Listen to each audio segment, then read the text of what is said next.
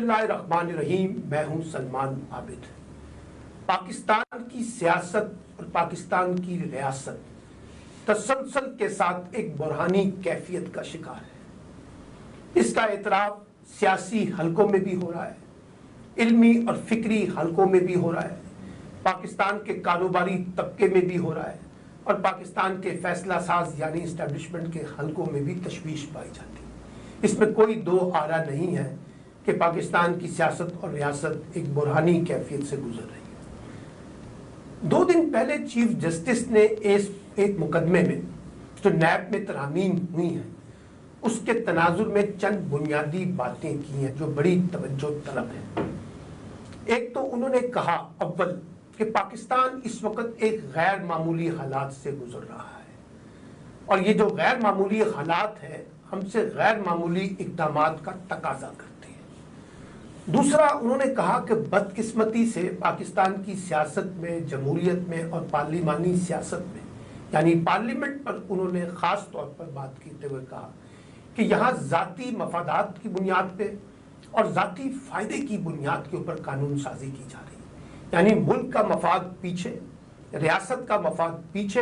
اجتماعیت کا مفاد پیچھے, اور صرف اپنے ذاتی مفادات اور فائدے کے لیے قانون سازی کی جا رہی. اور انہوں نے کہا کہ ہم نے پہلے بھی کہا تھا کہ پاکستان تحریک انصاف نے جس طرح سے اسمبلیوں سے استعفے دیے ہیں ان کو استعفے دینے کی بجائے پارلیمنٹ میں بیٹھ کے ایک مضبوط اپوزیشن کا کردار ادا کرنا چاہیے تھا تاکہ یک طرفہ قانون سازی نہ ہو. دوسرا انہوں نے کہا کہ ہم کسی بھی صورت میں قانون سازی میں مداخلت نہیں کرنا چاہتے اور یہ تاثر نہیں دینا چاہتے کہ ہم سیاست میں اور حکومتی معاملات میں یا پارلیمنٹ میں ہونے والی قانون سازی میں مداخلت کریں. ہم صرف انسانی حقوق یا بنیادی حقوق تک کے معاملات کو جائزہ لیتے ہیں اور کوشش کرتے ہیں کہ وہیں تک اپنے آپ کو سٹاپ رکھیں اور سیاسی معاملات سیاسی طریقے سے سیاسی حکومتیں اور پارلیمنٹ مل بیٹھ کر دور کرنے کی کوشش کریں.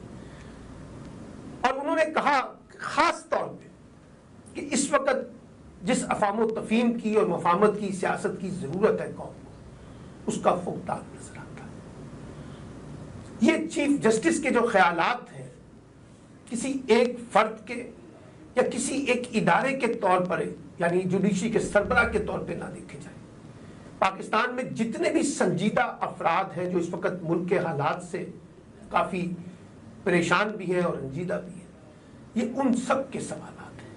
کہ ہم کس طرز کی سیاست کر رہے ہیں, کس طرز کی جمہوریت چلا رہے ہیں, کس طرز کی قانون سازی کر رہے ہیں, اور کس طرز سے ملک کے اداروں کو, سیاسی, انتظامی اور قانونی اداروں کو چلا رہے ہیں, اور کیا اس سے پاکستان ایک بہتری کی طرف جا سکتا ہے. کیا اس سے ہم اپنے موجودہ حالات کا مقابلہ کر سکتے ہیں, کیا اس سے ہم موجودہ مسائل کو ختم کر کے ایک بہتر حالات پیدا کر سکتے ہیں. یہ وہ سوالات ہیں جن پر غور کیا جانا چاہیے, کیونکہ ایسے لگتا ہے جیسے ہم بند گلی میں داخل ہوتے جا رہے ہیں اور ہم معاملات کو سلجھانے کی بجائے اس کو الجھاتے جا رہے ہیں, اور کوئی ایک فریق ذمہ دار نہیں ہے, سب فریق کسی نہ کسی شکل میں ذمہ دار ہے. ریاست کے ادارے بھی,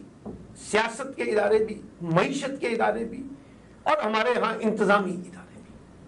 ایک کھیل اور ایک تماشا بنا دیا گیا ہے ہم نے اس ملک کے سیاست کے ساتھ, اس ملک کے نظام کے ساتھ, اور سب اس کو اپنے اپنے ذاتی مفادات کی بنیاد پہ آپریٹ کرنے کی کوشش کر رہے ہیں, جو سب سے بڑا چیلنج ہے اس وقت پاکستان کے اندر.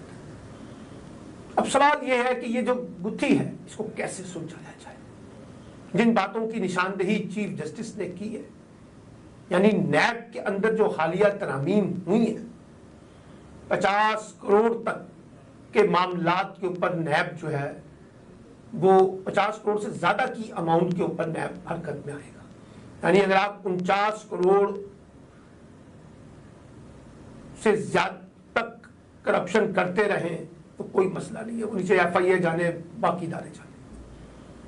اور یہی خدشہ ظاہر کیا جا رہا تھا کہ جب یہ رجیم چینج ہوئی کہ سب سے پہلے پیپلز پارٹی اور پی ایم ایل این کا یہ حکمران ٹولہ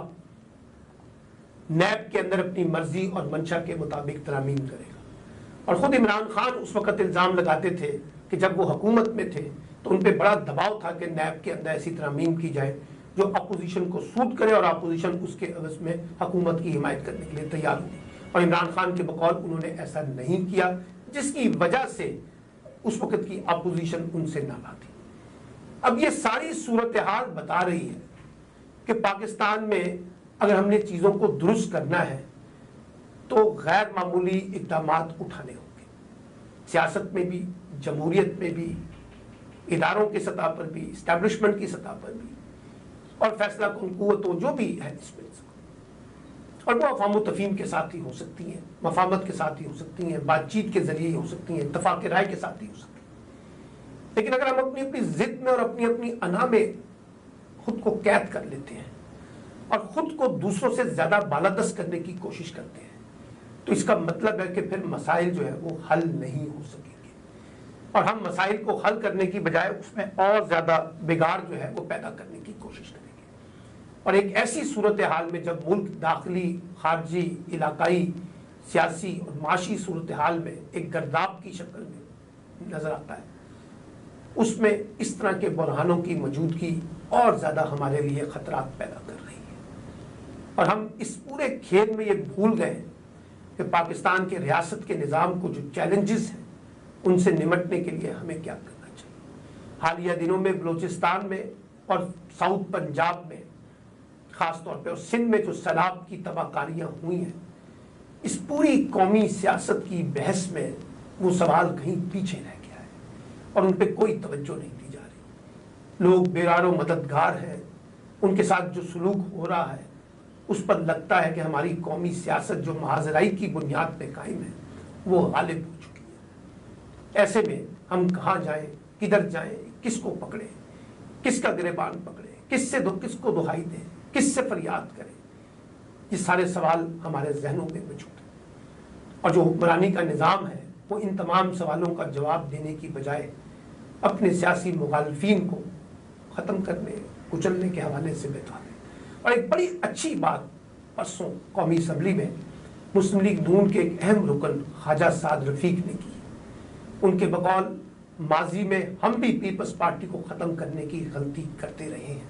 लेकिन पीपल्स पार्टी ख़त्म नहीं हो सकी। और आज जो हम पीटीआई को ख़त्म करना चाहते हैं या पीटीआई मुस्लिम लीग नून को ख़त्म करना चाहती है,